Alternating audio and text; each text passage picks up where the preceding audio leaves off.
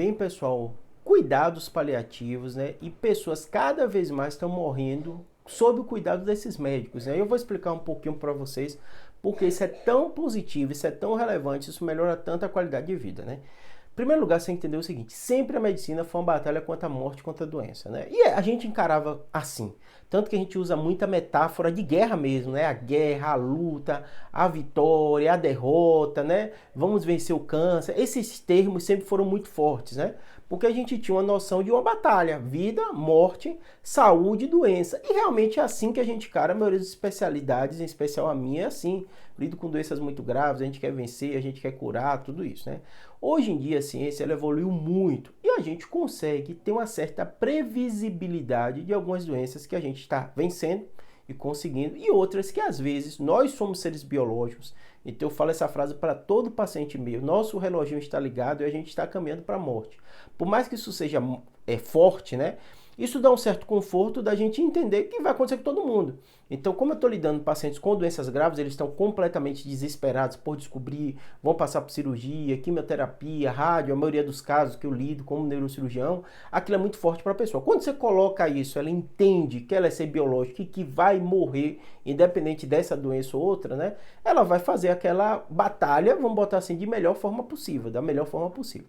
Mas mesmo assim, com todo o avanço da ciência, da tecnologia, né, pelo fato da gente ser biológico, a gente tem nosso fim, um determinado momento, a depender da doença, o médico vai dizer, e eu digo às vezes para os meus pacientes, assim, ó, do ponto de vista cirúrgico, eu não tenho mais opção.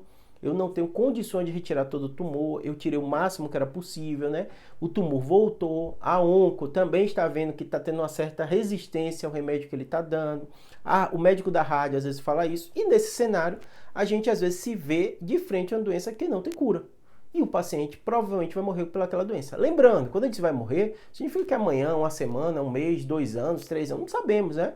Muitas vezes a gente tem uma certa previsão que aquele paciente vai morrer com aquela doença, mas nunca a gente vai ter certeza. A gente vive nas ciências biológicas, uma ciência, obviamente, mas que ela não é tão exata como às vezes uma física, uma matemática, e às vezes o paciente realmente fica com um sofrimento muito grande por isso, porque a gente fala de forma ampla, porque não é por medo, nem porque a gente não quer avisar, porque não tem. Por isso que eu assusto muito, é estranho quando vejo alguém dizendo, o médico deu tanto tempo de vida, que não existe isso na medicina.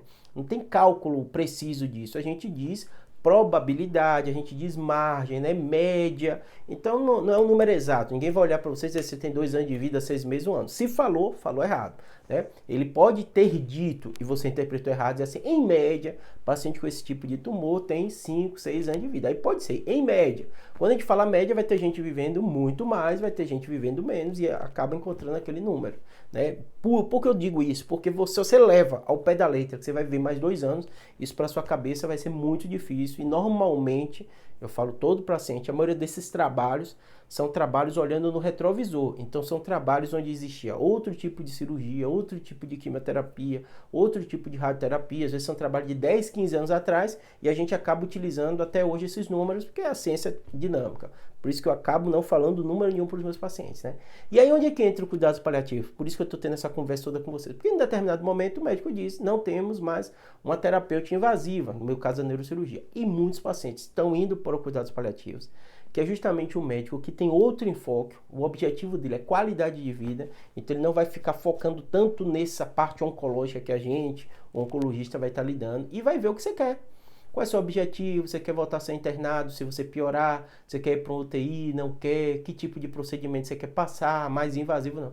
E vocês não têm noção quanto isso melhora a qualidade de vida do paciente. Normalmente meus pacientes, eles são resistentes quando a gente usa esse termo e fala essa palavra, mas de maneira geral ele dá um certo conforto depois que ele começa a acompanhar com o médico, porque o médico não está dando remédio, nem vai dar remédio para ele morrer, nem vai adiantar o processo, nada disso, nem vai parar tratamento nenhum, nada disso. Ele vai começar a pensar esse processo dele de adoecimento, o que ele quer, o que ele não quer. E é um médico que é muito especialista para isso, então ele vai fazer isso muito melhor do que eu, né? Porque ele lida o dia a dia com o paciente nessas condições. E normalmente, diferente do que os pacientes pensam, ele vai acompanhar durante muitos anos esse paciente. Então Então não é um acompanhamento tão curto assim, geralmente é algo horizontal, só que o enfoque dele vão ser outros, né? Dor, conforto, uma série de coisas, tá bom?